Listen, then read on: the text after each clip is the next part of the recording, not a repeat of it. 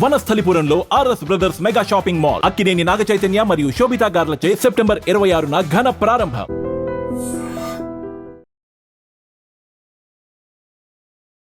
జగిత్యాల జిల్లా ఇబ్రహీంపట్నం మండలం ఎర్దండిలో ఒక విషాదకరమైనటువంటి ఘటన. అది ఏంటి అని అంటే అసలు కేవలం వారం రోజులైంది వాళ్ళ పెళ్లి జరిగి, అది కూడా లవ్ మ్యారేజ్. పెద్దల్ని కూడా ఒప్పించి పెళ్లి చేసుకున్నారు. జంట పేరు వచ్చేసి, ఈమె పేరు వచ్చేసి గంగోత్రి, అబ్బాయి పేరు వచ్చేసి సంతోష్. వీళ్ళిద్దరి మధ్య ప్రేమ, ఆ తర్వాత పెళ్లి కూడా ఇరు కుటుంబాలని ఒప్పించి పెళ్లి చేసుకున్నారు. అక్కడి వరకు బాగానే ఉంది. మొన్న 26వ తారీఖునే మ్యారేజ్ అయింది.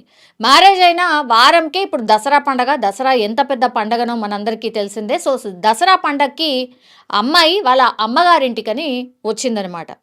అక్కడికి వచ్చిన తర్వాత ఏం జరిగిందో ఏందో తెలియదు, కానీ తింటూ అందరం భోంచేస్తున్నటువంటి టైంలో ఏదో ఇద్దరి మధ్య మాట పెరిగింది. అంటే సంతోష్ అట్లాగే ఇప్పుడు ఈ గంగోత్రి మధ్య చిన్నగా మాట పెరిగిందట. సో వాళ్ళిద్దరు, అంటే ఇప్పుడు ఆ అమ్మగారు అట్లాగే నాన్న, వాళ్ళిద్దరికీ సర్ది చెప్పి చిన్న చిన్న గొడవలు వెరీ కామన్. అది కూడా మీరు లవ్ మ్యారేజ్ చేసుకున్నారు కదా, మీరు ఇట్లా పొట్లాడుకోవడం మంచిది కాదు. మీకు మ్యారేజ్ అయ్యి కూడా కేవలం వారం మాత్రమే అవుతుంది, ఏంటిది ఇది, ఇట్లా ఎందుకు కొట్లాడుతున్నారు అని అక్కడిదక్కడ సర్ది చెప్పిండ్రు. ఆ తర్వాత అంతా నార్మల్ అయిపోయింది. సాయంత్రం తర్వాత అక్కడే పక్కనే సంతోష్, అంటే అత్తగారి ఇల్లు కూడా పక్కనే కాబట్టి వాళ్ళు వెళ్ళిపోయిండ్రు. వెళ్ళిపోయిన తర్వాత మరి ఏం జరిగిందో ఏంటో తెలియదు, కానీ చాలా ఇన్సల్ట్గా ఫీల్ అయింది గంగోత్రి. ఆ రోజు వాళ్ళ ఇంటికి వెళ్ళిన తర్వాత మరి ఏం జరిగిందో ఏంటో అనేది కూడా ఇప్పుడు గంగోత్రి వాళ్ళ అమ్మా నాన్న మా బిడ్డ ఆత్మహత్య చేసుకునేంత పిరికిది కాదు, అది కూడా వాళ్ళ ఇద్దరి మధ్య చాలా చిన్న గొడవ, అసలు దానివల్ల ఆమె చనిపోయే అవకాశమే ఉండదు. అక్కడ ఏం జరిగిందో ఏంటో వాళ్ళ అమ్మా నాన్న, అంటే పెళ్లి కొడుకు ఎవరైతే అల్లుడున్నాడో అల్లుడు వాళ్ళ అమ్మా నాన్న ఏదో అని ఉంటారు కాబట్టి నా బిడ్డ నొచ్చుకుంది. ఆ తర్వాతనే ఆమె ఇంత పెద్ద డిసిషన్ తీసుకున్నది, ఆత్మహత్య చేసుకుంది, ఫ్యాన్కి ఊరేసుకొని ఆత్మహత్య చేసుకుంది. ఇప్పుడు పెద్ద మిస్టరీ అన్నమాట. ఇదేమైనా సెటిల్ చేసిన, అంటే పేరెంట్స్ కుదిర్చిన పెళ్ళా అంటే అది కాదు, లవ్ మ్యారేజ్. అది కూడా ఇద్దరు కూడా పేరెంట్స్ని ఒప్పించుకొని పెళ్లి చేసుకున్నారు. మంచిగా ఉంటారు, బాగుంటారు అని చూడముచ్చటగా కూడా జంట చాలా బాగుంది. సో గింత చిన్నదానికే మా బిడ్డ హత్య చేసుకునేంత పిరికిదైతే డెఫినెట్లీ కాదు. ఏదో జరిగింది, వాళ్ళ అత్తగారింట్లో ఏదో జరిగింది, వాళ్ళ అత్త మామ ఏదో అనుంటారు కాబట్టే నా బిడ్డ చనిపోయి ఉంటుంది అనేది కూడా ఇప్పుడు గంగోత్రి వాళ్ళ పేరెంట్స్ ఆరోపణ. కానీ ఏది ఏమైనా సరే, మిస్టేక్ ఎవరిదైనా సరే, ఇప్పుడు ఉన్నటువంటి జనరేషన్ ఏదైతే ఉందో అసలు ఏది కూడా తీసుకోవట్లేదు. అంటే రెస్పాన్సిబిలిటీ తీసుకోవట్లేదు, అంత మ్యాచ్యూర్డ్గా ఆలోచించట్లేదు, క్షణికావేశంలోనే చాలా పెద్ద డిసిషన్స్ తీసుకుంటున్నారు. లైఫ్లో ఇక ఇంకేముండదు, ఇక అంతే, చనిపోతే బెటరు అనేటువంటి ఆలోచనకు వస్తున్నారు. చాలా చిన్న రీజన్స్కి కూడా ఇట్లా ఆలోచన చేస్తున్నారు.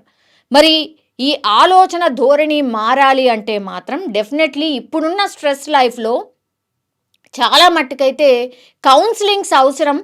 అట్లాగే పెళ్లి కంటే ముందు ఆ లవ్ మ్యారేజా లేకపోతే పేరెంట్స్ కుదిర్చిన పెళ్ళ, ఏదైనా సరే ఖచ్చితంగా ఒక కౌన్సిలర్ దగ్గరికి వెళ్ళి కౌన్సిలింగ్ తీసుకోవాల్సిన అవసరం ఉందా అనే చర్చ ఇప్పుడు పెద్ద ఎత్తున నడుస్తోంది. ఎందుకంటే ముందేమో సరే పేరెంట్స్ కుదిర్చిన పెళ్ళి అని అంటే వాళ్ళిద్దరి మధ్య అండర్స్టాండింగ్ ఉండదేమో, ఆయనది వేరా ఈమెది ఆలోచన ధోరణి వేరుందేమో, ఈ మధ్య కాలంలో డైవర్స్ కేసెస్ కూడా చాలా పెద్ద ఎత్తున పెరుగుతున్నాయి అది అనుకోవచ్చు. కానీ అసలు లవ్ మ్యారేజ్ చేసుకున్న తర్వాత కూడా ఇట్లా ఆత్మహత్యలు చేసుకునే వరకు వెళ్తోంది. అది కూడా కేవలం 26, మొన్న 26వ తారీఖున మ్యారేజ్ జరిగితే 2వ తారీఖున పుట్టింటికి దసరా పండగకి రావడం, ఆ తర్వాత ఆ నెక్స్ట్ డే అత్తగారింట్లో ఉరి వేసుకోవడం. అసలు ఎంత తొందరగా ఇట్లా జరిగిపోతుంది అని అంటే కనీసం పేరెంట్స్కి అంటే ఒక ఛాన్స్ కూడా ఇవ్వట్లే, ఒక చాయిస్ కూడా ఇవ్వట్లే అనమాట. కనీసం వాళ్ళకి అవగాహన కల్పించడానికో లేకపోతే ఇద్దరిని కూర్చోబెట్టి మాట్లాడడానికో కూడా టైం ఇస్తలేరు.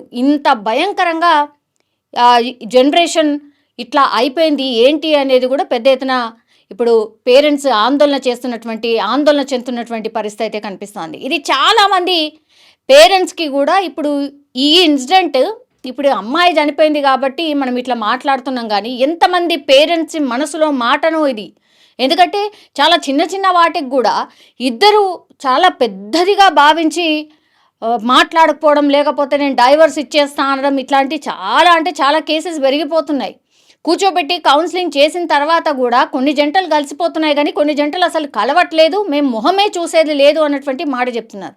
సో ఇది సాల్వ్ కావాలి అని అంటే counselling very very important. Marriage కంటే ముందు, ఆ తర్వాత ఇట్లా చిన్న చిన్నగా ఏమైనా మనస్పర్ధలు వస్తున్నాయి అంటే వెంటనే కౌన్సిలర్ దగ్గరికి వెళ్ళి కూర్చొని మాట్లాడుకోవడం బెటర్. ఇట్లా ఆత్మహత్యలు చేసుకోవడం మాత్రం కరెక్ట్ కాదు అనేది కూడా ఎక్స్పర్ట్స్ చెప్తున్నటువంటి మాట. నిజంగా ప్రస్తుతం ఉన్నటువంటి సమాజం దేనికి ప్రయారిటీ ఇస్తుంది?